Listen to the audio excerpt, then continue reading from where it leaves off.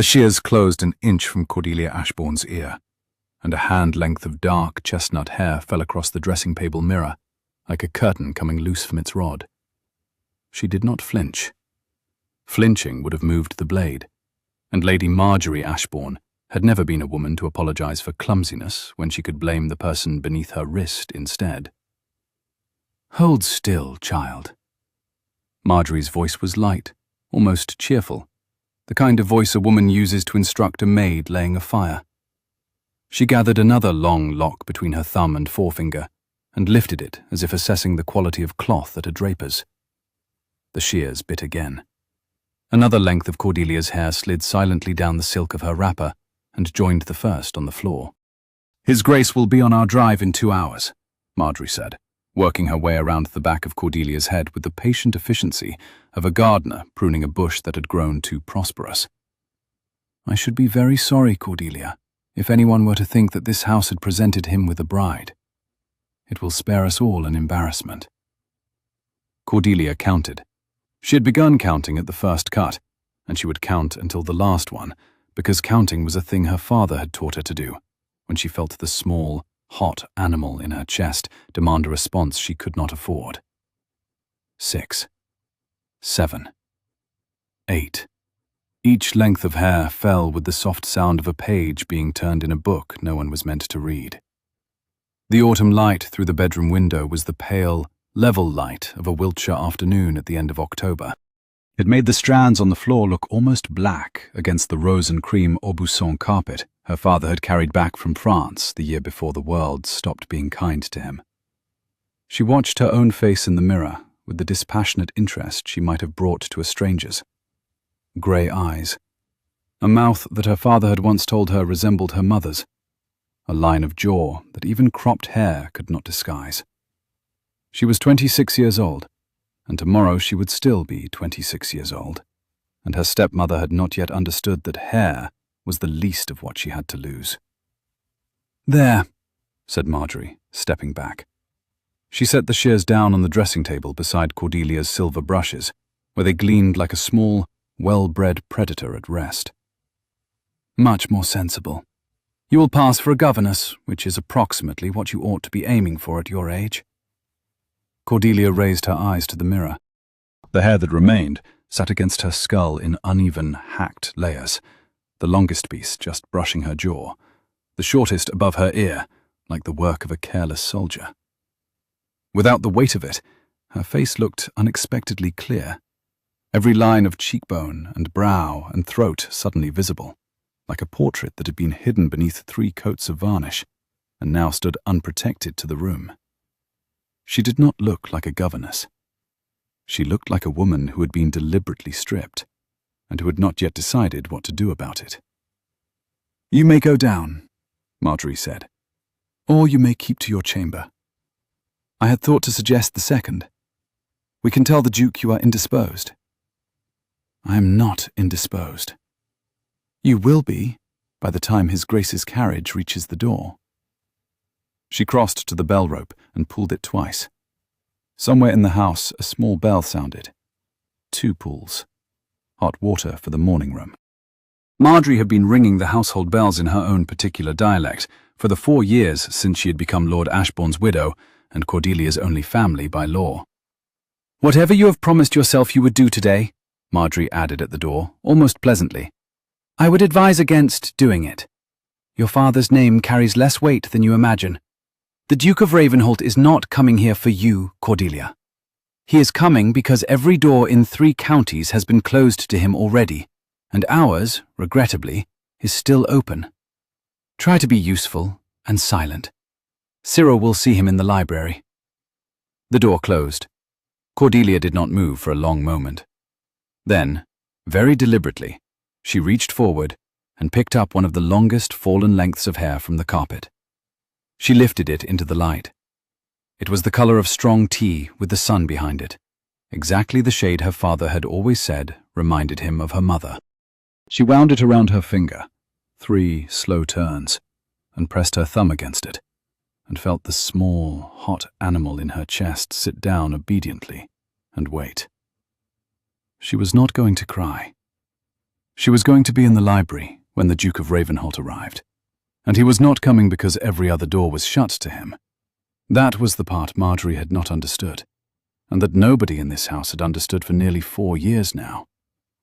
He was coming because someone in this house, 3 winters ago, had sent him a letter that had probably saved his career, and he had been looking ever since for the woman who wrote it. He simply did not know yet that it had been her. The maid Sarah came in with the hot water before Cordelia had quite decided what to do with her face. Sarah was a square, sensible girl of 19, who had been at Ashbourne Park since she was 12, and who had loved Cordelia's father with the unsentimental devotion that good servants reserve for masters who treat them as though they had souls. She set the brass jug down on the washstand, looked at the floor, looked at Cordelia, and made a sound that was half a swallowed word and half a small sob she refused to release. "Oh, miss. Don't. Miss Cordelia, your hair." I said don't, Sarah. Sarah crossed the room without permission and picked up the longest fallen length, the one Cordelia had not been able to retrieve, and folded it into a neat coil. Her hands were shaking. She tucked the coil into the pocket of her apron with the air of a woman concealing evidence. "His Grace has come over the rise," she said quietly, not looking up. "Mr. Bentham saw the outriders from the south paddock and came in. There are 4 of them, 2 carriages. He will be at the door in 20 minutes. 2 carriages? Yes, miss." Cordelia let out a slow breath. Marjorie had said the Duke was coming because every other door was shut to him. 2 carriages and 4 outriders did not look like a man whose doors had been shut. It looked like a man arriving on his own terms. "My green silk, Sarah," she said. "The one with the bronze trim." Sarah stopped. "Miss, your hair—" "I have an hour to do something about my hair." "Lady Marjorie said—" "Lady Marjorie is not the mistress of this house. She is the widow of its previous master. There is a difference." Cordelia stood. The strands on the floor moved slightly with her, like dry autumn leaves. "Bring me the green silk, and bring me the small pearl combs from my mother's box." "Miss, there is barely enough hair left for combs." "There is enough." Cordelia met Sarah's eyes in the mirror. "There is exactly enough." Sarah went, and for a moment Cordelia allowed herself the single luxury she had refused all morning. She pressed both palms flat against the dressing table, leaned forward, and breathed in once, deeply, the air that smelled of cut hair and cold wood smoke from the unlit grate, and the faint, ghostly trace of her father's pipe tobacco that had never quite left this room. Then she straightened. The dressing table mirror, beheld coldly, told her something Marjorie had not realized. With the hair gone, the eyes were larger. The mouth was nearer to the center of the face. The line of the throat, long, fine, descending in a single unbroken curve to the collarbone, was, for the first time in her life, fully visible. Marjorie had thought she was destroying her stepdaughter's appearance. What she had done, in fact, was uncover it. By the time Sarah returned with the gown and the pearl combs and a small bottle of rose water and a face that had decided to be useful instead of sentimental, Cordelia had washed the loose ends from her neck and tucked what was left of her hair behind her ears with 2 of the pearl combs. The effect was unexpected. Stark, certainly. Severe, perhaps. But the green silk had been her father's favorite of all her gowns, and against it, the cropped chestnut framed her face like the deliberate choice of a woman who had nothing to apologize for.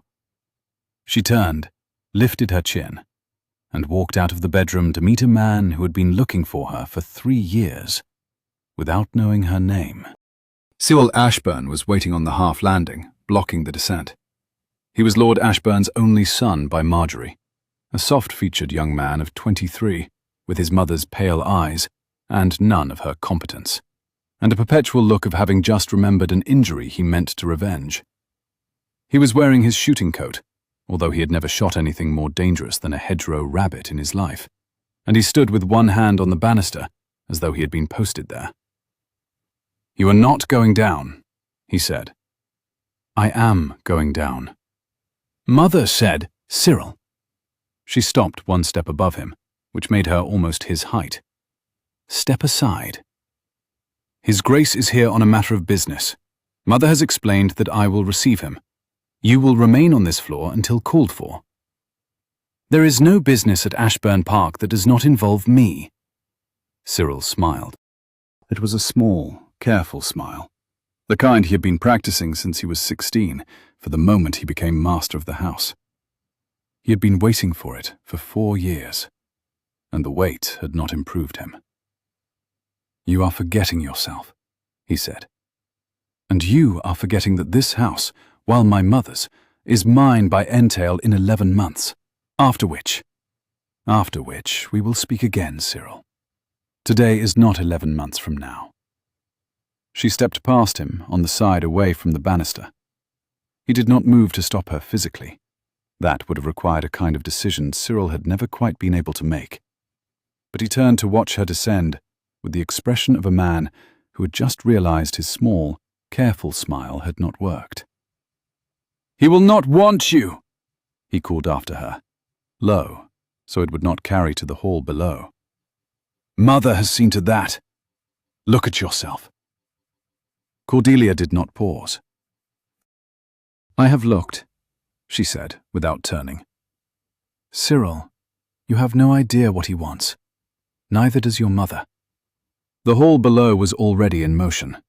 Bentham, the butler, an old man who had served 3 generations of Ashbournes, and who was the second person in the house, after Sarah, who had wept the day Cordelia's father had been laid in the chapel vault, was standing by the front door, with the air of a man holding himself at attention. 2 footmen flanked him. Outside, the sound of carriage wheels on gravel had given way to the softer crunch of horses being brought to a halt. A coachman called. A door opened. Bentham caught Cordelia's eye as she crossed the hall. The look in his face was not surprise, although he must have seen her shorn head, and not pity, which she would not have forgiven. It was something closer to a salute. He gave her the smallest possible nod, an inch, perhaps less, and turned the great key in the front door. His Grace, the Duke of Ravenholt, he announced as the door swung wide. The man who stepped into the hall of Ashbourne Park was not what Cyril had expected, and not, in the end, quite what Cordelia had expected either, although she had 3 years of letters in her head to prepare. He was 28, tall in the way that made doorways look ill-considered, with the sort of broad-shouldered build that comes from horses and sword exercise, and not from country idleness. His coat was a deep, fine bottle green, cut by someone who knew his shoulders. His hair was the colour of dark wheat, slightly disordered by the ride.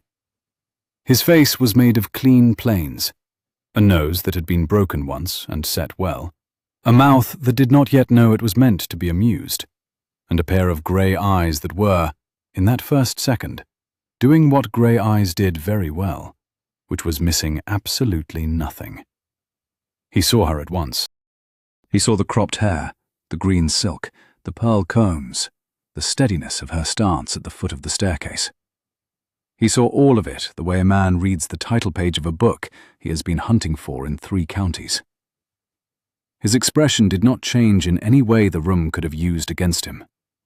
But Cordelia, who had been counting since the shears, recognized the small, precise stillness that came over him, as the same stillness she had felt in herself when the first lock fell. He had seen her before.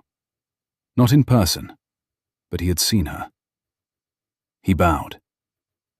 Lady Cordelia, he said, before Bentham had finished introducing him, and before either Marjorie, descending the stair behind her with her best smile arranged, or Cyril, 6 steps higher, could intervene. Forgive me. I have ridden a long way and come into your hall with my dust still on me. I was told you would not be receiving. I am receiving, Cordelia said. So I see. There was a small silence. Marjorie reached the foot of the stair, swept past Cordelia with the practiced ease of a woman who had spent 4 years pretending to be the lady of a house that was not hers, and curtsied to the exact depth one offers a duke. Your Grace, welcome to Ashbourne Park. I am Lady Ashbourne. I see you have already met my late husband's daughter. I have, said the Duke. His eyes had not left Cordelia. My son will see you in the library, Marjorie continued. We have prepared refreshment. Cordelia, my dear, you should sit by the fire in the morning room. The journey downstairs has clearly tired you. I'm not tired, said Cordelia. Your colour is high. You are tired. My colour is high, said Cordelia, because I am about to ask His Grace whether he would prefer his refreshment in the library or in the morning room, as he has come a long way, and as it is my house. For 1/2 second, Marjorie's smile did not move. The footmen, behind their wooden faces, did not breathe. Cyril, halfway down the staircase, made a small, strangled noise. In the library, I think, said the Duke, with the perfect indifference of a man who had not heard the contradiction at all. If Lady Cordelia would do me the honour of conducting me there. Of course, Your Grace. She turned and walked, and behind her she heard the Duke fall into step at a measured pace, and behind him she heard Marjorie begin, in the lowest possible voice, the kind of instruction to Cyril that mothers reserved for sons who had just disappointed them in public. None of it carried. Cordelia did not look back. She had not expected to look up at the Duke as he entered. She had not expected him to look at her as if he already knew her name. She had certainly not expected, as they reached the library doors, and he opened the right-hand one for her with the easy, automatic courtesy of a man who had been raised to open doors and not to think about it afterwards, that he would say, in a voice meant only for her, "You wrote the letter." She closed the library door behind them. It was the room she had loved most in the house, long, low-ceilinged, lined on 3 walls with bookcases her father had built up over 30 years, with 2 tall sash windows facing west across the park to a strip of beechwood that was now half gold and half bare. A fire had been laid, but not lit. The smell was of old leather and beeswax, and the faint, dry powder of paper. Her father's reading chair stood beside the fireplace. She had not allowed Marjorie to redo it. "Your Grace," she said, "sit down." He did not. He stood inside the door, holding his riding gloves in one hand, the other resting easily at his side. And he was looking at her with such open, steady attention that she had to remind herself she was not the one obliged to speak first. "You wrote the letter," he said again. "I wrote no letter to you." "You wrote the letter that went to my mentor, Lord Drayton, in March of 12. The one that corrected the manuscript he was about to publish. The Tacitus translation." She did not answer. "It was a 53-page corrigendum," he said. "Page references, Latin parallels, 3 citations from a 15th century commentary I had never heard of. It was signed only with a Greek letter. Lord Drayton did not publish. He was lost to us 8 months later, believing he had been saved from a public humiliation by an anonymous classicist in the country. I am very sorry to hear of Lord Drayton's loss. 3 years ago, after the Duke paused. After his affairs were closed, his papers came to me as his godson. The letter was among them. I have been looking ever since for the person who wrote it. I had assumed a man, a clergyman, possibly an Oxford fellow living quietly in retirement. I traced the handwriting through several routes that need not concern us." He paused again, and a small, dry, almost unwilling humour entered his voice for the first time. 3 weeks ago, I matched it to an account book from Ashbourne Park, lodged with the London Bank. The hand of the late Lord Ashbourne's daughter. That account book was in my father's hand. It was in the hand of someone who had been keeping it for him, while his own hand was no longer steady. There is no signature on either document, but the downstroke of the lowercase y is unmistakable. I had it compared by 3 experts. I came here to ask the woman who wrote that letter whether she would care to come to London and assist me with the same translation I have now undertaken to finish, on Lord Drayton's behalf. You have ridden 2 days to offer me a clerical post. I have ridden 2 days to offer you a partnership. The word landed in the quiet library, like a coin dropped on a hardwood floor. Cordelia did not move. The cropped ends of her hair brushed her jawline as she turned her head a quarter-inch towards the window. Outside, a pair of rooks were circling above the beechwood. She watched them, because watching them gave her face somewhere to be that was not pointed at the Duke of Ravenholt. You have not asked, she said, why my stepmother cut my hair this morning. I do not require you to explain your stepmother to me. I have known women like Lady Marjorie. Then you understand that whatever you have come to offer me, she has set herself, in the next 2 hours, to refuse on my behalf.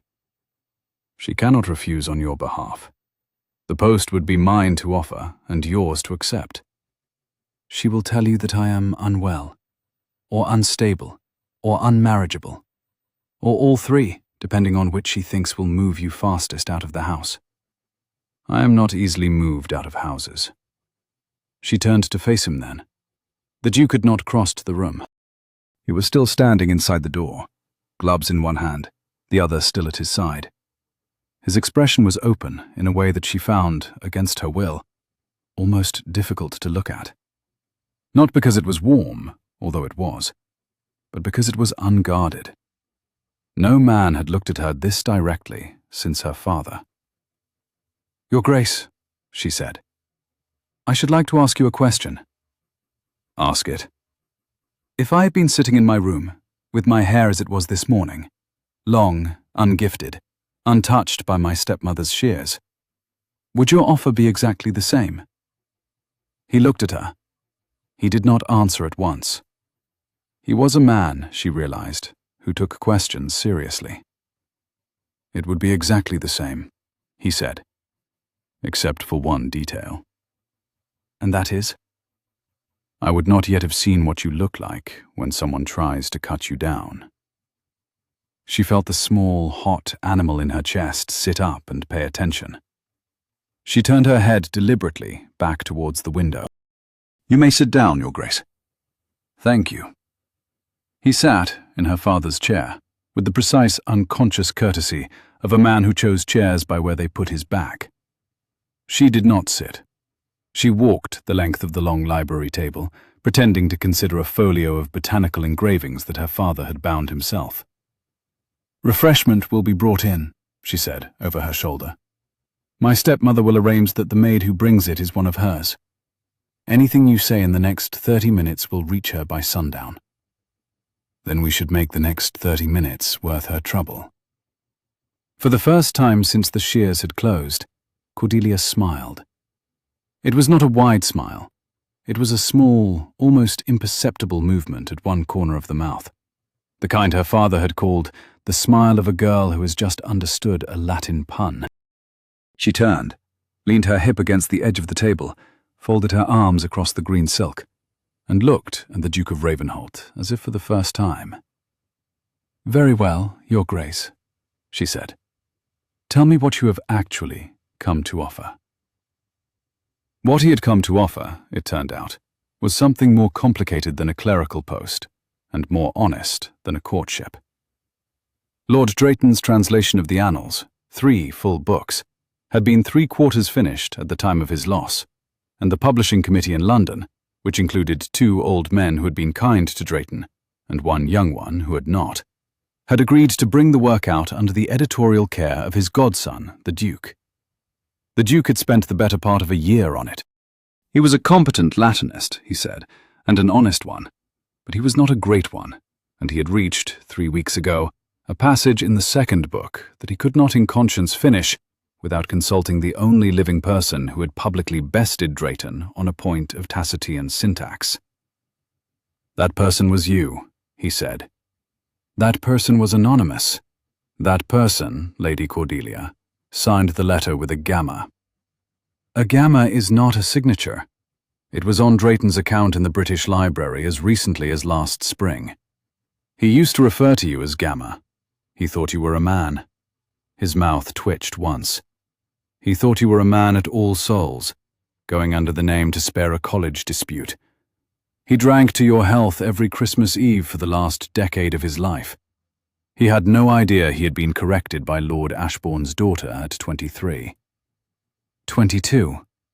At 22, then. There was a small silence. Cordelia looked at the Duke's hands. They were a working man's hands more than a Duke's, broad, lightly calloused along the inside of the thumb, a faint scar across the back of the left one in the place where a man with a hunter's history of fences carried such things. "Why did you write that letter?" he asked. "Because Lord Drayton was about to publish a translation that mistook the Latin pluperfect for the imperfect in a passage that completely altered the meaning of Tacitus's account of the Pisonian conspiracy.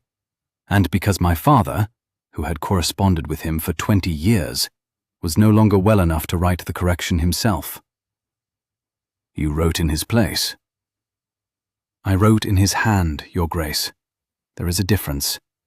He read every page before it went. I did not invent his correction. I made it for him." "He must have been very proud of you." "He was gone 8 weeks later." She heard the word too late to soften it. It landed in the library as plainly as the word partnership had a quarter-hour before. She did not apologize for it. "And my stepmother did not know about the letter. She still does not. It was the last thing my father and I built together, and it was the first thing I made certain she would never use against me." "She does not know now." "She does not know now." "Will she know?" he asked carefully. "In an hour, when refreshment is brought in, what you and I have just discussed." "What she will hear, Your Grace, is that you have asked me to come to London and work as your assistant translator, that I have agreed, and that you have agreed to settle £2,000 a year on me for the duration of the project." "2,000 a year?" "It is the standard fee for a senior editor at the Quarterly. I checked 3 years ago. I had thought I might be one, someday, under another name." He laughed. It was the first laugh he had given the room, and it was a real one, not a polite one, and it broke across his face the way unexpected weather breaks across a hilltop, fast, complete, and over before it had quite finished. He did not apologize for it. He picked up his gloves from the arm of the chair, put them carefully down again, and said, "2,000 a year. Done." "You have not asked what conditions I attach." "I assume you have several." "I have 3. "I am listening." First, you will engage me under my own name, not Gamma, not a male pseudonym. Cordelia Ashbourne. When the book is published, you will name me on the title page as your co-editor." "Done." Second, you will write a letter today, witnessed by Mr. Bentham, our butler, recording the engagement and the fee. The letter will be kept in this library, in a place known to Bentham and to me, and a copy will be sent by tonight's post to my father's solicitor at Lincoln's Inn." "Done." Third, she paused. She was not sure she had the words for the third condition, until she heard herself say them. "Third, you will not on any account in this house or in London refer to my hair." He did not laugh that time. He looked at her, very steady, for the length of a breath, and he said, "Lady Cordelia, I had not intended to refer to your hair in this house or in London before this conversation began. I do not intend to refer to it now." "Thank you." "On one condition of my own." "What is that?" "That when the annals are published and the title page is set, I am permitted to choose the dedication." "To whom?" "To Lord Ashbourne. With one phrase: in gratitude for the daughter he made." For 3 seconds, Cordelia did not breathe. Then she crossed the library, picked up the inkwell from her father's desk, and set it down within reach of the Duke's chair. "Bentham," she said, walking to the door, "will bring you paper." He stayed 3 days. Marjorie, who had spent the first afternoon laying traps with the careful skill of a woman who had run a small estate's social warfare for 4 years, discovered by the evening of the second day that none of her traps had closed. The Duke would not be drawn into an interview alone with her in the morning room. He would not accept the bed she had had prepared for him in the south wing, too far from the library, he said pleasantly, where the work was. He would not let Cyril sit with him at dinner. He would not, when asked, comment on Cordelia's appearance, although he answered every other social question Marjorie put to him, with the polite, patient detail of a man who had grown up in courts of inquiry. The household, which had spent 4 years organized around Marjorie's preferences, took roughly 36 hours to begin reorganizing itself around the Duke's. Bentham did so first, deliberately, with a small, private satisfaction that Cordelia caught once in the mirror over the sideboard and almost laughed at aloud. Sarah did so second, because Sarah loved Cordelia and would have served any man who treated her well. The 2 footmen followed. By the morning of the third day, the kitchen had begun sending up the small dishes that Cordelia had favored as a girl, dishes Marjorie had banned from the menus 4 years ago, on the grounds that they were common. Buttered eggs, soft cheese on toast, dried cherries soaked in cognac. Marjorie noticed. Of course, she noticed. She noticed, too, the way the Duke walked beside Cordelia each afternoon, at the same time of day, in the same long sweep down through the park to the river and back. His head bent very slightly to hear what Cordelia was saying, his hands clasped behind him in the easy, practiced attitude of a man who could have made any number of physical gestures, and was choosing, deliberately, not to. She noticed that Cordelia's pearl combs were polished every morning. She noticed that Cordelia had begun, in the evenings, to read aloud from the second book of the Annals while the Duke wrote, both of them sitting at opposite ends of the long library table, with a single brace of candles between them. She noticed that the library door was always kept ajar an inch, and that Mr. Bentham passed it on the half hour as if by chance. She also noticed, on the morning of the third day, that something had altered in her stepdaughter's bearing, that Cordelia, who had walked Ashbourne Park for 4 years as a guest in her own house, was beginning to walk it as a woman who knew exactly where she was. Marjorie did the only thing left to her. She wrote a letter. She wrote it in the small writing room beside her bedroom, in her own hand, on Ashbourne paper, with the seal of the late Lord Ashbourne pressed into the wax at the bottom. She addressed it to His Grace the Duke of Ravenholt at the house in Berkeley Square. She enclosed it in a second envelope, sealed and addressed to herself, and called Cyril. "I want you to take this to London on Friday morning," she said.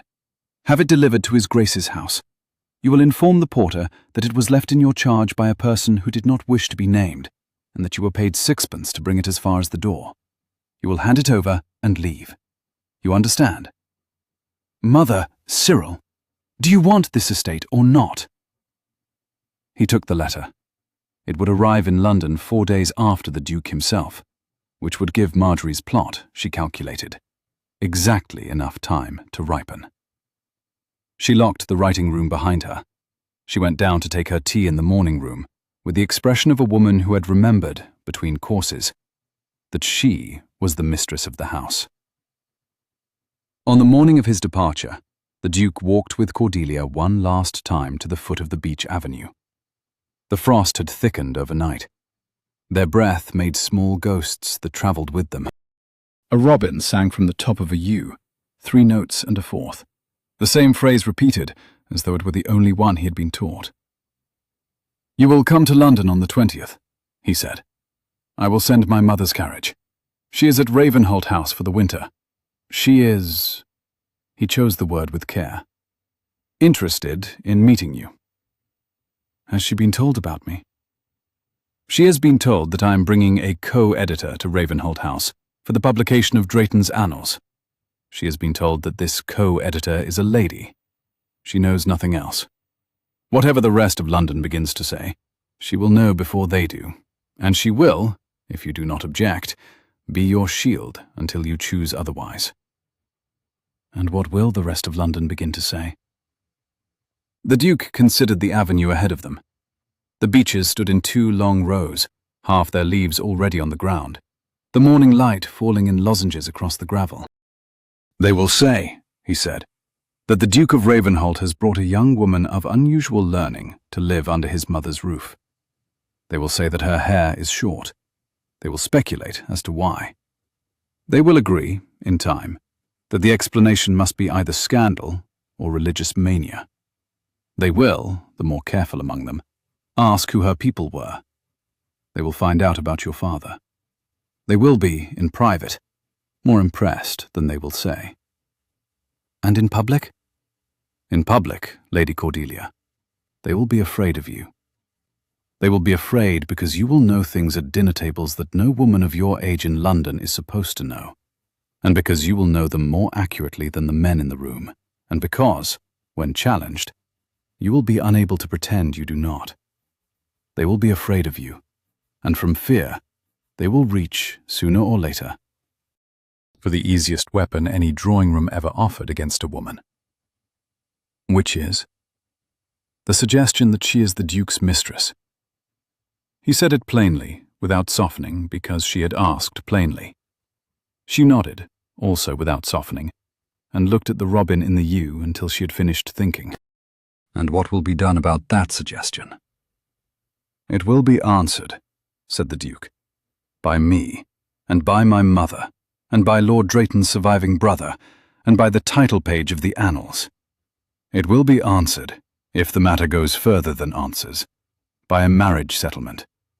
But that, Lady Cordelia, is your decision to make in your own time, and I have not come here to extract it from you by means of an honor you did not choose." "That is a great deal of architecture, Your Grace, to support a translation of Tacitus." "It is a great deal of architecture, Lady Cordelia, because what we are about to do is not, in fact, the translation of Tacitus. Is it not? No. The translation is the public name of the thing. The actual thing is the entry of one woman of unusual learning into the upper edge of public life under the cover of a publishing project. We are going to publish Drayton's Annals. We are also going to publish you. The first will take 10 months. The second will take the rest of your life." She was silent for a long moment.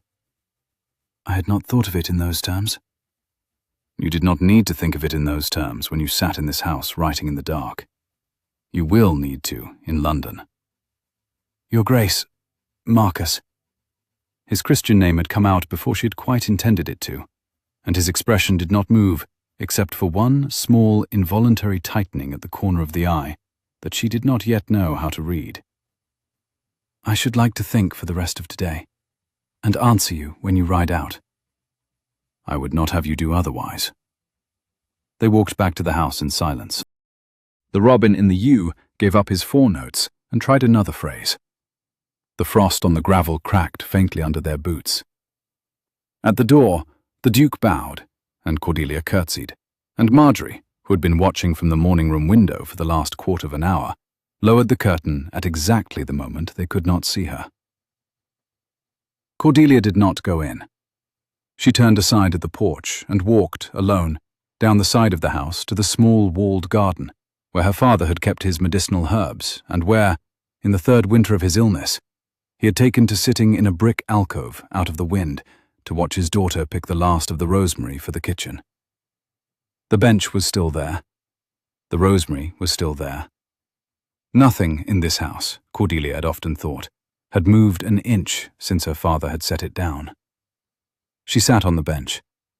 The cold of the brick came through the green silk. She did not move.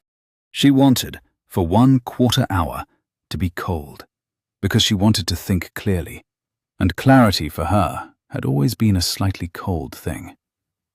She had been offered a life. Not, in the end, the life she had once imagined for herself. Quiet rooms, modest competence, a steady correspondence with Oxford men under another name. The life she had been offered this morning was a different one entirely. It was a life of unfamiliar visibility. It was a life in which her own name would appear on a title page in 3 counties' bookshops. It was a life in which a duke's mother would be her shield, which meant that for some period, perhaps months, perhaps years, she would owe a debt to a woman she had not yet met. It was, possibly, a life in which she would marry, although the Duke had refused to make that a condition. It was, certainly, a life that contained the Duke himself, every morning across a library table, his head bent in concentration, his hands occasionally turning a page with the careful gentleness she had already begun to catalogue. She did not know whether she loved him. She knew that she had laughed in the library 3 times in the last 3 days. She had not laughed 3 times in the 4 years before that, taken together. That was not love. But it was something close enough to be alarming. She also knew, with the cold, flat clarity she had inherited from her father, that whatever she felt or did not feel, the Duke had told her the truth on the avenue. The thing was not Tacitus. The thing was her, brought into a kind of public daylight she had never asked for, with a man at her side who had ridden 2 days to find her and offered her a partnership before he offered her anything else. A pair of small footsteps crunched on the gravel. "Miss?" Sarah, breathing fast, the coil of saved hair still apparently in her pocket, because Sarah had become, in the last 72 hours, the most loyal conspirator any woman ever had. "Mr. Bentham asks if you would come into the library. His Grace is gone, but Mr. Bentham has a letter for you from a London solicitor." "From Lincoln's Inn?" "He thinks so, miss." Cordelia stood. The cold from the bench had done its work. She felt, walking back into the house, exactly as she had felt at 6 in the morning, when her stepmother had picked up the shears and asked her to hold still. Clear in the head, calm in the hand, and unwilling to be moved from a path she had not chosen, but was not, now, going to refuse. The letter on the library table was, as Bentham had thought, from her father's solicitor.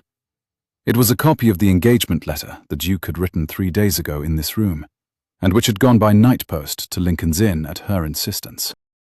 It was witnessed in Bentham's careful copperplate. It bore the Duke's signature at the bottom, Marcus Henry Alaric Stanton, Ravenholt, and beside it, in a smaller hand, the solicitor had penciled the words, "Filed in the Ashbourne Deeds Box, 14th instant. Acknowledged. H. Carruthers." She folded the letter into the inside pocket of her stepmother's least favourite cloak and walked back upstairs to write the Duke's answer. 3 days later, on a wet Friday morning in November, the second carriage from the South Paddock at Ashbourne Park set out for London with Cordelia inside it. She wore the green silk under a thick travelling cape. The pearl combs were in her travelling case. Sarah sat across from her, plump and silent and proud, with the saved coil of chestnut hair still in her apron pocket, because Sarah was not a woman who let evidence be thrown away. In Marjorie's writing room that same morning, Cyril stood awkwardly with his mother's letter inside his coat, listening to her instructions for the 3rd time. "The porter is to be paid 6pence. 6pence, yes. You will not say my name. You will not say your name. I will not say my name. You will leave the letter and you will leave the house. I will leave the house. Cyril." She gripped his wrist. "If you bring me back this letter undelivered, I will see that you do not see the house again." "Mother, I will deliver the letter." She let go. She watched, from the window of the writing room, the second carriage pull away from the porch with her stepdaughter inside it. The robin in the yew was silent that morning. The frost was almost gone. The world had warmed 1/2 degree, in the perverse way the English weather sometimes does on the day a woman loses something for which she has been planning for 4 years. By Tuesday morning, Marjorie had calculated, the letter would have reached the Duke. By Wednesday, the rumours she had carefully seeded with 2 cousins in town would have reached the Duke's mother. By Friday, at the latest, the Duke would have understood that the woman he had brought to London was not the woman she had pretended to be. And the woman he had brought to London, Cordelia, the unexpected, the dangerous, the suddenly visible Cordelia, would be on the road back to Ashbourne Park. Marjorie turned away from the window. She rang the bell 3 times. Tea for 1 in the morning room. She had 11 months, she thought, to win the entail back for her son. She had perhaps fewer than 3 weeks before the Duke of Ravenholt would arrive at her door a second time. Cordelia reached Berkeley Square at sunset on the second day of travel. The Dowager Duchess of Ravenholt was waiting in the hall. She was not, as Cordelia had half expected, an imposing woman. She was small, perhaps an inch shorter than Cordelia, with white hair drawn back into a knot that revealed an unfashionably high forehead, and grey eyes very like her son's. She wore a plain grey silk with 1 row of jet beads. She did not curtsy, because she did not curtsy to anyone, but she stepped forward, took both of Cordelia's hands in her own. They were small, dry, faintly warm, and looked her steadily in the face. "You are Lord Ashbourne's daughter," she said. "I am." "My son tells me you corrected Drayton on a point of Latin syntax at 22 and wrote a 53-page corrigendum in your father's hand." "I did." "I should like to know," said the Duchess of Ravenholt evenly, "whether you also play the pianoforte, because if you do, I should like you to spend half an hour after supper playing for me, in order to find out whether I am going to like you, because I find I make up my mind faster about people who play." "I play badly, Your Grace." "Then we shall enjoy it together." Cordelia laughed for the 4th time in 8 days. The Duke, who had been standing in the doorway of the small drawing-room and had clearly been watching his mother and her co-editor very narrowly during this exchange, said nothing. But he smiled, once. A small, quick smile that was gone before Cordelia could quite meet his eye, and turned away to attend to a footman. Berkeley Square had welcomed her. It would, she thought, take her some time to understand exactly what it was she had been welcomed into. The first 10 days of the work fell into a shape neither of them had quite expected. They began at 9 in the morning in the Duke's library, which faced east and was filled, by 9:30, with the kind of pale, clear London light that made paper look very white and ink very dark. The Duke worked at the long table near the window.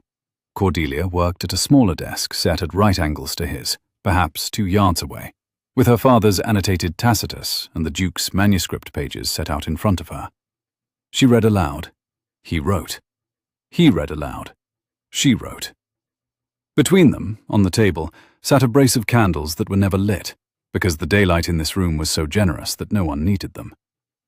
They worked, the first morning, for 3 hours without a single private word. They worked, the second morning, for 3 hours, and exchanged exactly 4 sentences, all of them about the Latin pluperfect. By the 5th morning, Cordelia could read his handwriting without effort, and he could anticipate her objections 2 pages in advance, and they had begun to laugh, occasionally, at the small absurdities that the late Lord Drayton had left behind for them. A marginal note in violet pencil that read, "Dull but true." A Latin pun he had attempted in a footnote. A date he had recorded incorrectly because he had a personal feud with his housekeeper that year and could not concentrate. It was the Dowager Duchess who insisted, on the 7th evening, that they were not to dine alone together. "My dear," she said to her son, over Cordelia's head, in the manner of a woman who had decided long ago to deliver her important communications in front of any witness within reach. "You are going to ruin the girl by accident if you go on as you are. You will dine with me and with Lady Cordelia every evening this week, and we will have 1 guest at table at least 3 nights in 5. Beginning with Lord Sefton on Thursday. He is harmless. He will see her, and he will tell 3 drawing rooms about her by Friday, and that is precisely what I require." "Mother, the work is going excellently. The work has nothing to do with what we are discussing. I am proposing to construct a small social fortification around the lady before anyone else has time to dig a trench." "You are using military metaphors at dinner again." "I am using military metaphors at dinner because we are at war, my dear, and you have not yet noticed." The Duke set down his fork. "Mother," he said quietly, "I have noticed." It was the first time, in Cordelia's company, that he had referred even indirectly to the fact that they were at war. She did not raise her eyes from her plate. She did, however, set her own spoon very carefully across the rim of the porcelain, a small, deliberate gesture that the Dowager Duchess did not miss, although she pretended not to see it. "Then we are agreed," said the Duchess. "Lord Sefton on Thursday." "Lord Sefton on Thursday." "Lady Cordelia." "Your Grace." "You will wear the dark gold." "I do not own a dark gold gown." "You will have one by Thursday. Don't fuss. I have an excellent woman in Conduit Street." Cordelia did not protest. She had spent 10 days now in the orbit of the Dowager Duchess of Ravenholt, and she had learned, very quickly, that arguing with her was like arguing with weather. One simply turned one's collar up and waited. But she did, that night, on the way to her bedroom, put her hand on the Duke's sleeve as they passed in the upper hall. He stopped at once. "You should not let your mother dress me," she said quietly. "My mother is going to dress every woman who comes into this house from now until she is no longer with us. If you are concerned about it, I will speak to her." "It is not the dress. It is—" She paused, and the cropped chestnut hair brushed the collar of her travelling cape, and she found, to her own surprise, that her voice was almost steady. "It is that I do not yet know what shape I am in this house. I came as your co-editor. Your mother is treating me as a daughter-in-law in waiting, and neither of us has discussed it with each other, or with me." "You are right," he said. "I have been—" He closed his eyes for half a second, and opened them again, with the same clean, steady attention he had brought into her library 3 weeks before. "I have been treating the question of the shape of you in this house with the cowardice of a man who is happy in the meantime, and does not wish to disturb a happiness he is not yet sure he has earned." "Marcus." "Cordelia. I am not asking you to declare an intention tonight. I am asking you to be the man you were on the avenue at Ashbourne, the one who told me precisely what we were doing." He nodded once. "On Friday," he said. "After Sefton.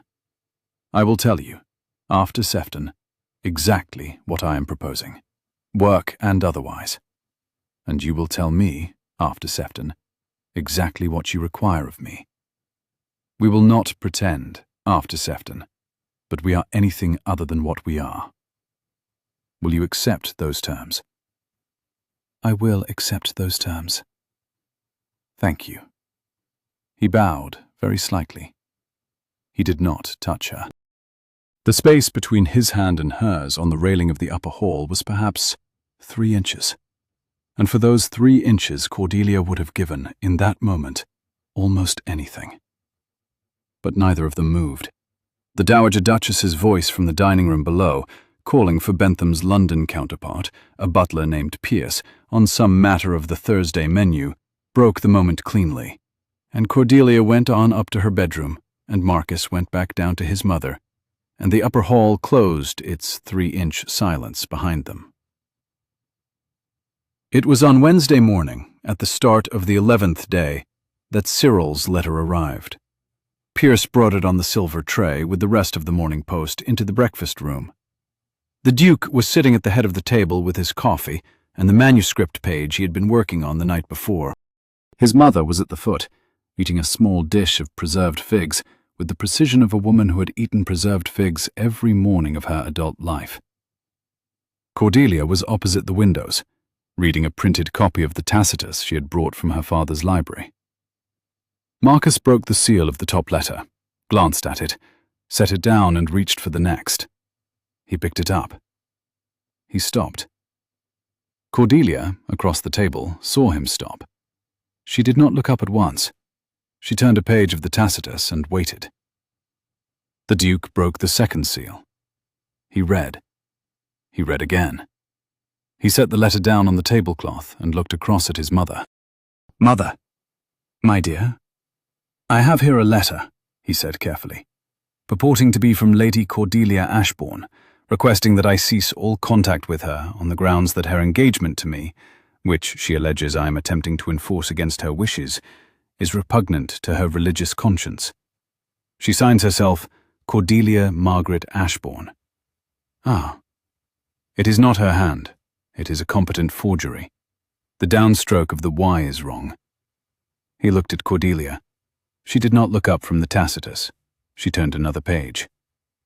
"I would not," she said, in the very even voice she had begun to develop at the age of 10, "have signed any letter to you, Cordelia Margaret. I would have signed Cordelia Anne, which is my correct second name. And I do not have a religious conscience that would object to publishing a translation of Tacitus, even one as middling as Drayton's. May I see the letter?" Marcus passed it down the table. Cordelia read it twice. The second time she actually laughed. A small, short, surprised laugh that escaped before she had quite decided to let it out. "It is Marjorie's hand," she said. "She has copied my Y from a household account she kept in my hand 4 years ago. She has missed the downstroke. It is otherwise excellent. I think we may take it that my stepmother has decided to attack." "This is not an attack on you," said the Dowager Duchess, setting her spoon down. "This is an attempt to remove you from my house." "It is both, Your Grace." "It is both. You are quite right." The Duke had not moved. He was looking at the letter on the tablecloth, as though it were an unwelcome but instructive species of insect. "How," he said, "did your stepmother contrive to have a letter brought to my London porter by a person who could not be named and would not give his face?" "Cyril." "Cyril." "My stepbrother. He will have brought it himself. He will have been paid 6pence by his mother to do exactly the trick. Marjorie is not a creative woman. She is a methodical one." "Then we know who delivered it." "We know who delivered it." "And we can prove it." "If we can find Cyril in London this week, we can prove it. He is not a clever liar. Mr. Bentham, our butler at Ashbourne Park, will swear in court that Cyril took the letter from my stepmother's hand on Wednesday morning. He will swear because he loved my father. He may also swear because he loathes Cyril. Either will do." The Dowager Duchess refilled her coffee. "Marcus," she said, "today is Wednesday. Tomorrow is Thursday. Thursday evening we receive Lord Sefton. I propose that we receive Lord Sefton in our most ordinary state of cheerfulness, which is to say that we will not mention this letter to him or to anyone else, and that on Friday morning you will go to Bow Street. You will lay an information against Lady Marjorie Ashbourne for the forgery of her stepdaughter's hand in a private correspondence, and you will produce Mr. Bentham in London by next Monday as your principal witness. Mother, I am not finished. You will produce Cyril Ashbourne by next Tuesday as your second witness. You will not produce him in court. You will produce him in this house. You will give him the option of swearing privately that he carried his mother's letter, knowing it to be a forgery, in exchange for your silence at Bow Street, or of being publicly named at the magistrate's bench as a small-time confederate to a forgery against a duke. He will choose the first.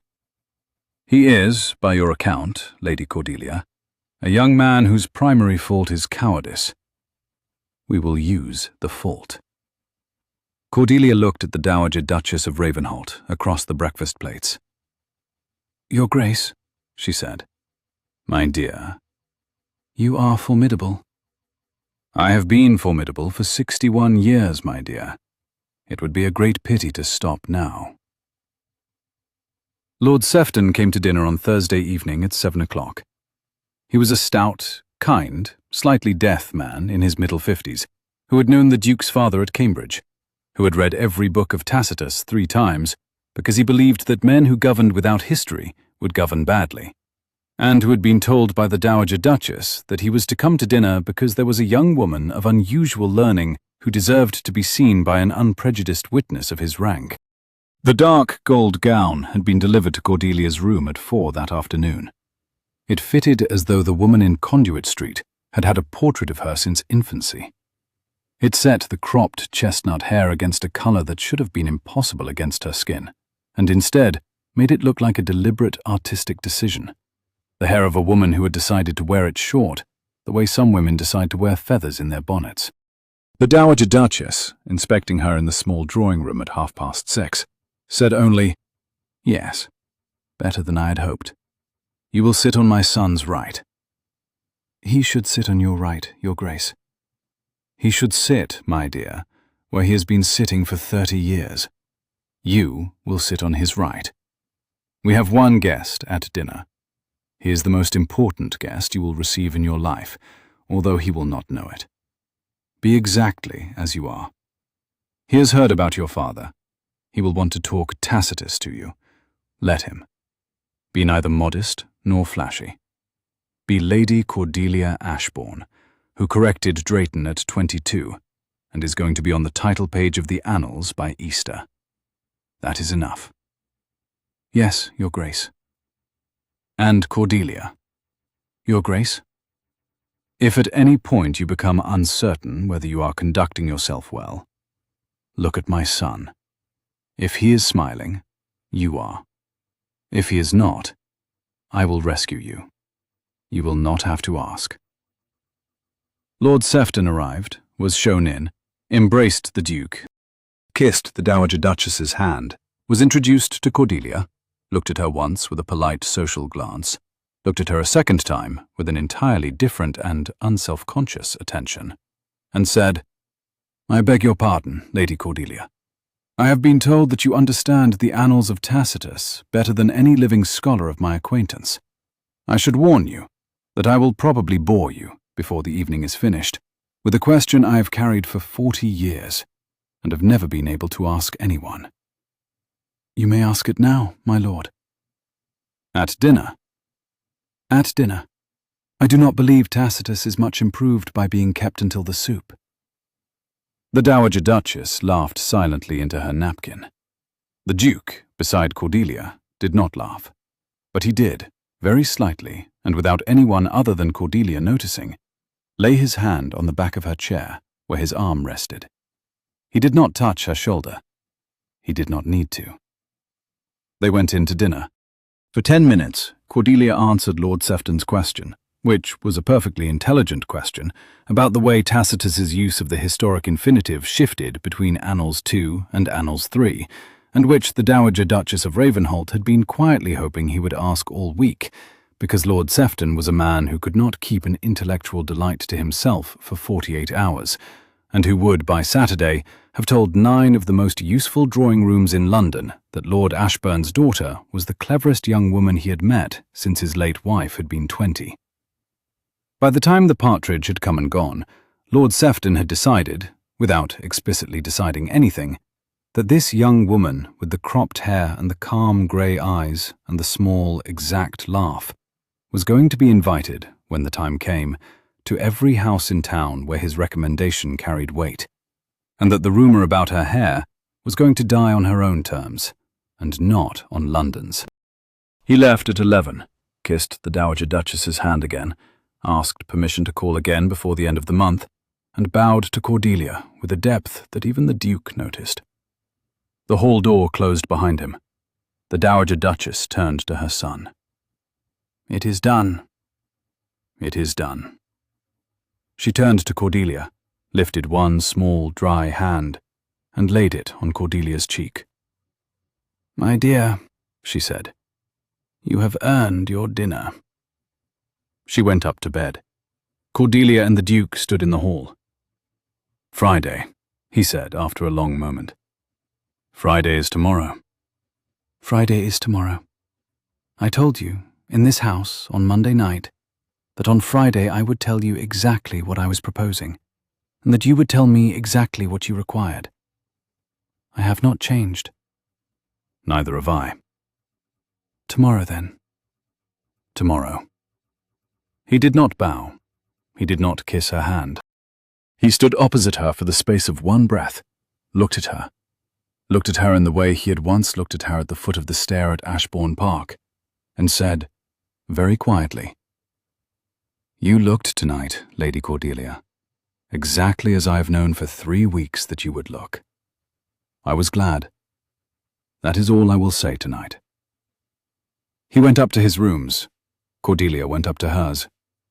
In the dark, before she fell asleep, she ran her hand along the cropped ends of her hair where they brushed her jaw, and she thought, for the first time since the shears had closed, that she could perhaps grow it back, in time, on her own choosing, and that it might come back darker, and that there would be a man in this house who would prefer it whatever shape it took. Cyril Ashbourne was, in fact, in London. He was lodging, against his mother's instructions, at a small public house in Holborn that had been recommended to him by a school acquaintance of dubious character. He had spent the better part of 3 days drinking small ale in the parlour and trying to look like a young man of consequence, and on the morning of his 4th day he was discovered, without difficulty, by a Bow Street officer whom the Dowager Duchess's solicitor had quietly hired the previous afternoon. He was brought, not to Bow Street, but to Berkeley Square in a closed carriage, and ushered into the small drawing-room where the Duke and the Dowager Duchess and Cordelia were sitting at 3 in the afternoon. He looked, on entering, very young and very pale and very afraid. "Cousin Cordelia," he said. "Cyril? I have come to—" "You have not come, Cyril. You have been brought." Yes." The Duke had risen. The Dowager Duchess had not. Cordelia, who knew Cyril best, had not risen either, because she had known the moment Cyril walked through the door that the situation did not require her to stand. "Mr. Ashbourne," said the Duke quietly. "Sit down." "Your Grace." "Sit down." Cyril sat. He sat on the very edge of the chair Pierce indicated to him. His hands, which had been chosen by Marjorie for their resemblance to gentility, were trembling. "I am going to ask you," said the Duke, "one question, and the answer you give to that question will determine the rest of your life. Do you understand?" "Yes, Your Grace." "Did you, on Wednesday last, deliver to the porter at this house a letter which had been written and sealed by your mother, Lady Marjorie Ashbourne, in which she forged your sister, Lady Cordelia Ashbourne's signature?" A long silence. Cyril looked at his shoes. Cordelia, watching him, knew exactly what Cyril was doing. He was running, in his small, worried mind, through the calculation Marjorie had given him 3 weeks ago. He was estimating the cost of saying yes. He was estimating the cost of saying no. He was discovering, in the slow, steady gaze of the Duke of Ravenholt, that neither of his mother's calculations had included the possibility that he might be made to give the answer in a London drawing-room, rather than in the privacy of his own family. "I did," he said. "You delivered the letter." "I delivered the letter." "You knew when you delivered it that the signature was your mother's forgery of your sister's hand?" Yes, I knew." "Are you prepared," said the Duke, "to repeat that statement, today, in writing, witnessed by my mother and by Lady Cordelia, and by Mr. Pierce, my butler?" "Your Grace." Cyril's voice broke. He looked at Cordelia, and then at the Dowager Duchess, and then back at his shoes. "If I do, my mother will—" "Your mother, Mr. Ashbourne, has already done. The question is, what you are going to do." "What do you require, Your Grace?" "I require," said the Duke, "the statement in writing. I require also a second statement, in which you swear that you will not, for the rest of your natural life, accept any instruction from your mother in any matter concerning your stepsister, Lady Cordelia Ashbourne, or any matter concerning the estate of Ashbourne Park, as it relates to her. In exchange, this household will not lay an information against you at Bow Street. The forgery charge will rest entirely against your mother, where it belongs. You will return to Ashbourne Park. You will inform Mr. Bentham that I am sending him a letter under separate cover, and you will not interfere in your stepsister's affairs again. Do you understand?" "Yes, Your Grace." Cordelia. Marcus? Is that sufficient for you? She looked at Cyril a long moment. She had known him since he was a small, watchful, deeply ordinary boy of 14. She did not hate him. She had never hated him. She had only ever found him, like his mother, methodical, without imagination, and incapable of seeing that there were other lives in the house besides his own. He was sitting in front of her now, 23 years old, white in the face, and she understood for the first time that he was probably going to be 23 years old at the back of his eyes for the rest of his life. It is sufficient, she said. Cyril, listen to me carefully. You may go home. You may keep the entail when it falls.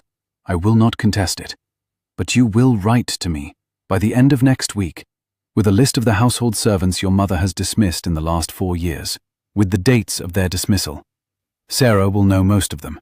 Bentham will know the rest.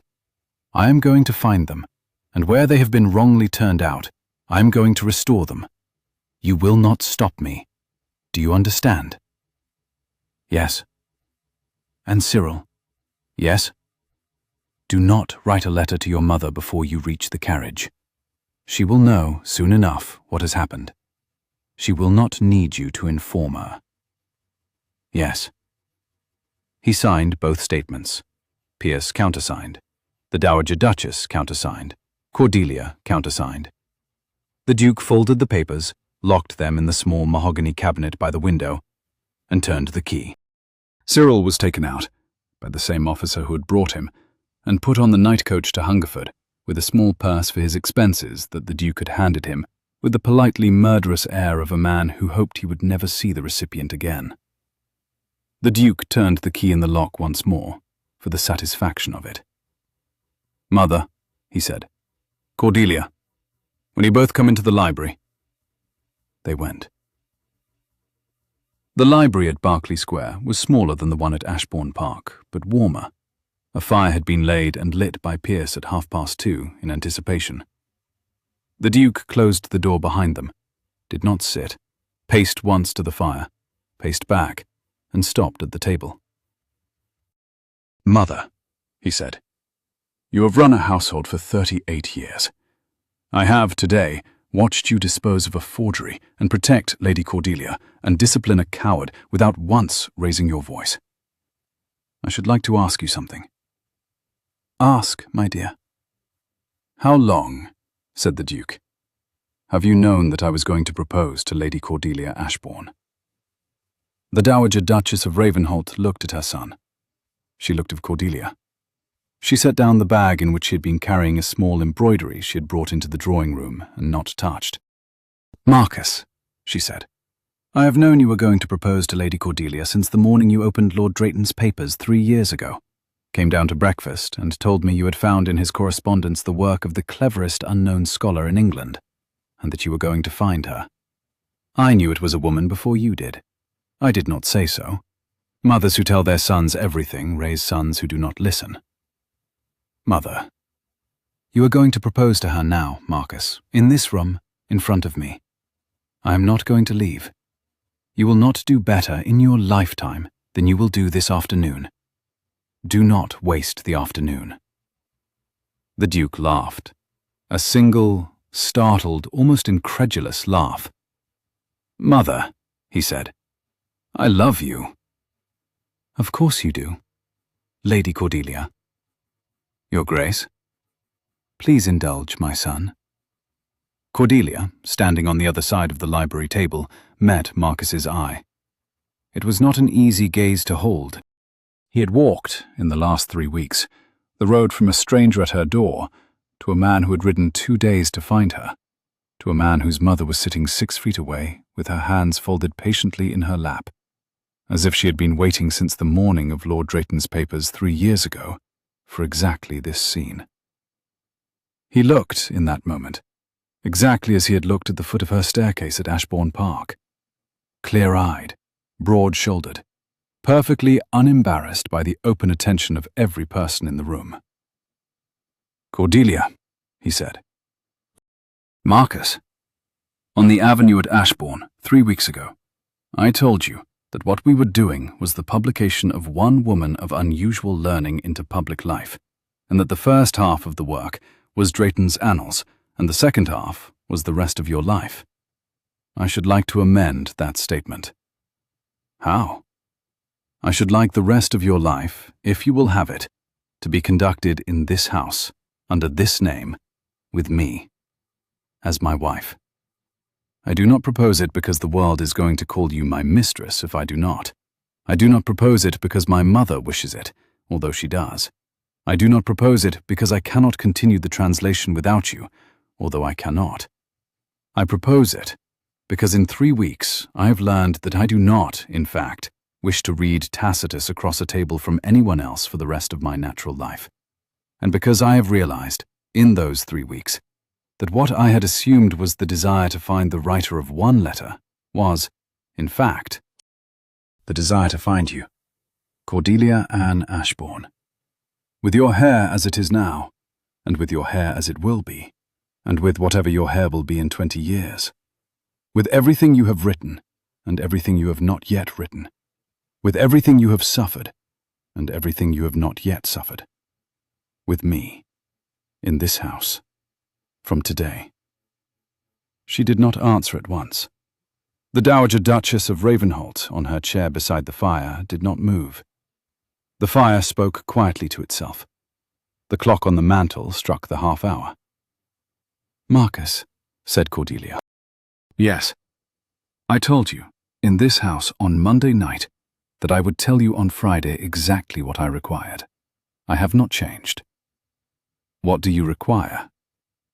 That you put my name on the title page of the Annals, that you do not refer to my hair, that you treat me, every day of our marriage, as you treated me on the avenue at Ashbourne, as an equal in the work, and an equal at the table, that you stand between me and London when I require it, and step aside from me when I do not, that you bring my old servants back into our houses when I find them, that you do not, on any account, allow your mother to dress me without consulting me first. Mother. That last one, my dear, is between you and Lady Cordelia. That last one, said the Duke, is mine to negotiate, Cordelia. The first 6 are agreed. Then I will marry you. For 3 seconds, the library was silent. The Duke crossed the floor in 2 strides. He stopped a careful arm's length from her, because his mother was sitting 6 feet away. He raised her right hand, the one that had held the green silk steady at the foot of the stair 3 weeks ago, the one that had folded into the pocket of her travelling cape the letter from her father's solicitor, and he held it against his cheek for the length of a heartbeat, no more. Then he kissed it, once, in the centre of the palm, and laid it back down. Cordelia, he said. Thank you. Marcus! The Dowager Duchess of Ravenholt rose from her chair. My dears, she said, I shall now leave the library. I shall now ring for tea in the drawing-room. I shall now write 3 letters. 1 to Bow Street's Chief Magistrate, enclosing certain depositions. 1 to Lord Sefton, enclosing a note to the effect that Lady Cordelia Ashbourne will be marrying my son in the new year. And 1 to my dressmaker in Conduit Street, to inform her that she will be required to make a wedding gown. I should be grateful if you would not require me to interrupt any of these letters until I have finished them. You may come down at your leisure. She walked to the door. She turned. Marcus. Mother. 40 seconds. Then come down. She closed the door behind her. For the first time in 3 weeks, the Duke of Ravenholt and Cordelia Ashbourne were alone in a room with the door shut. The 40 seconds were not, in the end, used for anything Marjorie Ashbourne would have recognized as compromising. He cupped her face in both hands. She rested her forehead against his collarbone. They stood, very still, for 30 of the 40 seconds in the only silence Cordelia had had since the shears had closed 3 weeks before. Then he tipped her face up gently and kissed her. Once, on the mouth, slowly, the way a man kisses a woman whose answer he has only just been given, and whose answer he does not intend to forget. 40 seconds, he murmured. 40 seconds. They went down. Lady Marjorie Ashbourne was arrested in the morning room at Ashbourne Park on the 2nd Tuesday of December at 10:15 in the morning by an officer from the county sheriff's office on a warrant signed in London the previous Friday. She did not, when the officer entered, behave well. She demanded to know on what authority. She demanded that Bentham be summoned. She demanded to see Cyril, who was upstairs in his bedroom and who, on hearing the officer's voice in the hall, had quietly closed his bedroom door and made no move to come down. She demanded, finally, that the letter from the Duke of Ravenholt's solicitor be produced. It was produced. She read it twice, and then went very still. She was permitted to pack a single travelling case. She was permitted to write one letter, which she addressed to her solicitor in town, and which was given to Bentham to send. She was not permitted to remain in the house. Mr. Bentham, when she asked him for the courtesy of a private word in the hall, did not refuse her, but he listened to what she said, with the air of a man who had been waiting 4 years to listen, and who had no intention of replying. She left in the closed carriage the officer had brought. The forgery charge would, in the event, be quietly settled out of court, an arrangement made by the Duke's solicitor on Cordelia's instruction, because Cordelia did not wish her late father's name attached to a criminal prosecution in the public papers. Lady Marjorie Ashbourne would, instead, retire to a small house belonging to a distant cousin in Devon, on a small private allowance from the Ravenholt estate, with the firm written understanding that she would not return to Ashbourne Park, would not correspond with her son on matters of business, and would not enter London during the season for the rest of her life. She would, by all reports, comply. She was a methodical woman, after all, and she had finally lost a calculation she could not redo. The morning Marjorie left, Bentham locked the door of the writing room behind her, climbed the stairs to Cordelia's old bedroom on the south side of the house, and stood, for a long moment, looking at the dressing-table mirror where, in October, his master's daughter had counted the cuts of a pair of shears. He picked up the pair of shears, which had been left exactly where Lady Marjorie had set them down, walked them out to the kitchen yard, and placed them in the kitchen rubbish bucket with the air of a man retiring an instrument of war. He returned to the front hall. Sarah was there, with a duster, on the pretext of work. "Mr. Bentham." "Sarah." "Will Miss Cordelia be coming back, do you think?" "She will be coming back, Sarah. For the first time. As mistress." "And His Grace?" "And His Grace." Sarah dusted, for some minutes, things that did not require dusting. Bentham, who had served 3 generations of Ashbournes, and who had a quiet, private opinion about a young woman who had once corrected an Oxford translator at 22, set himself in the library and began to make a careful list, in his copperplate, of every servant Marjorie Ashbourne had dismissed in the last 4 years. By Christmas Day it would be a list of 11 names. By Easter, 7 of them would be back at Ashbourne Park, in better positions than they had left, by the new Duchess's direct correspondence. The Duke of Ravenholt and Cordelia Ashbourne were married in the chapel at Ashbourne Park on the 2nd Saturday in January, in a small private ceremony, attended by the Dowager Duchess of Ravenholt, Lord Sefton, Mr. Bentham, Sarah, the cousin who had married Cordelia's mother's sister, and 7 of the Ashbourne tenants who had asked to come. Cordelia wore a gown of deep gold silk. Her hair, which had grown back perhaps 2 inches since October, was dressed with 2 of her mother's pearl combs. She did not wear a veil.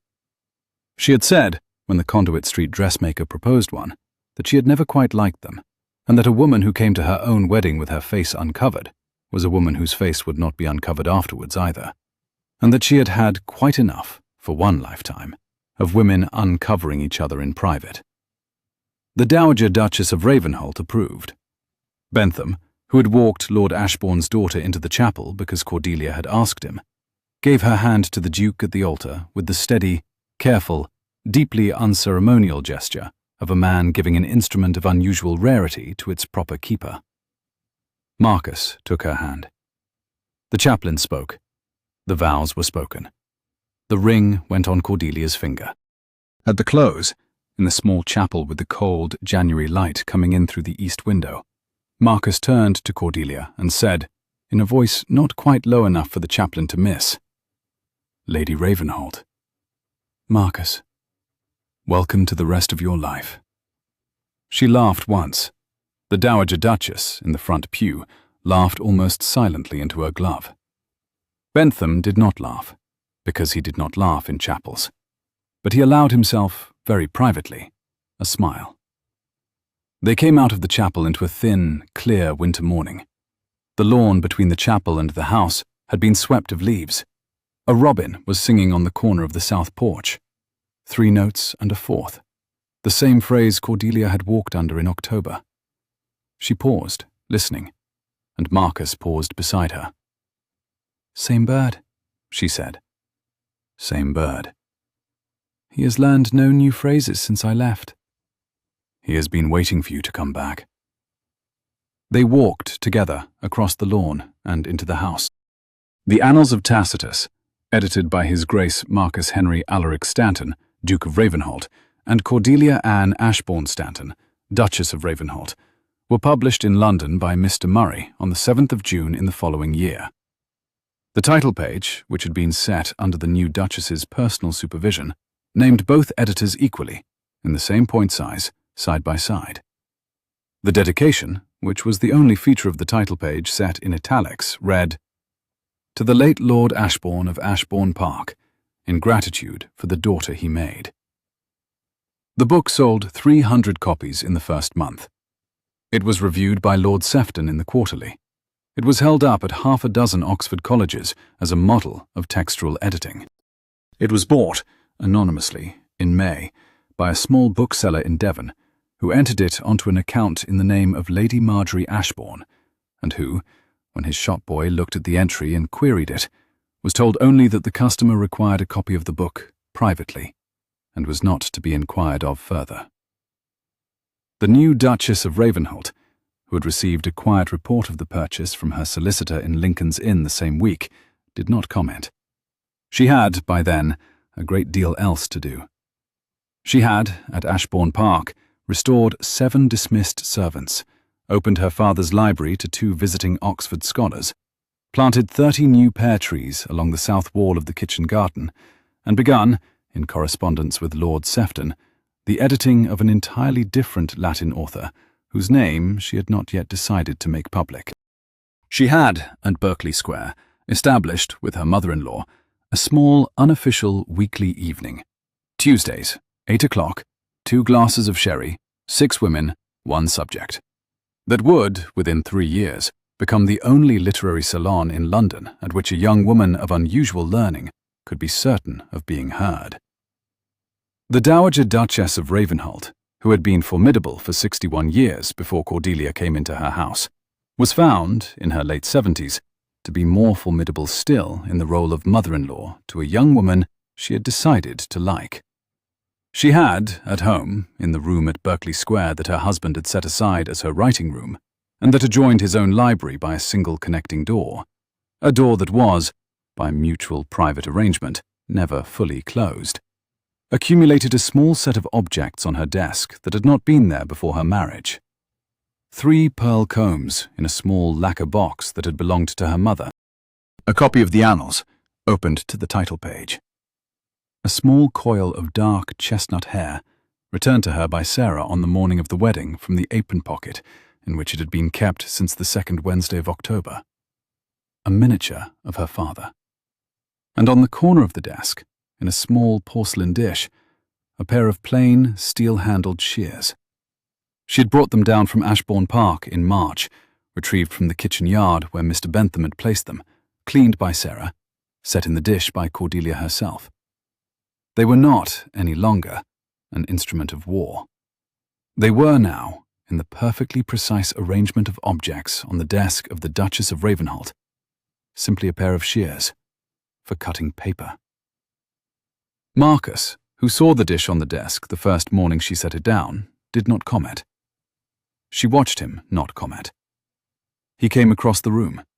He stood behind her chair with one hand resting on its back. He kissed the top of her head, where her hair, now nearly 2 inches longer than it had been in October, was already starting to curl. He said nothing for a long moment.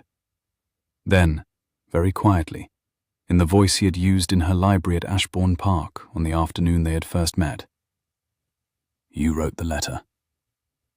"I wrote the letter." "I am glad." "So am I." He turned away to his own work. The connecting door stood ajar an inch, exactly an inch, the way it had been ajar an inch every day since the morning after the wedding. The fire spoke quietly to itself on the hearth. Outside, in the small square at the back of the house, a robin began, against all reason, to sing. 3 notes and a fourth, the same phrase, somewhere in late April, in London. Cordelia picked up her pen. The annals were finished. The next book was waiting. She had grown her hair back almost 1.5 inches. She would, in time, grow it back to her shoulders. She would, in time, not grow it back at all. The choice, this time, was hers. She bent her head over the page and began to write.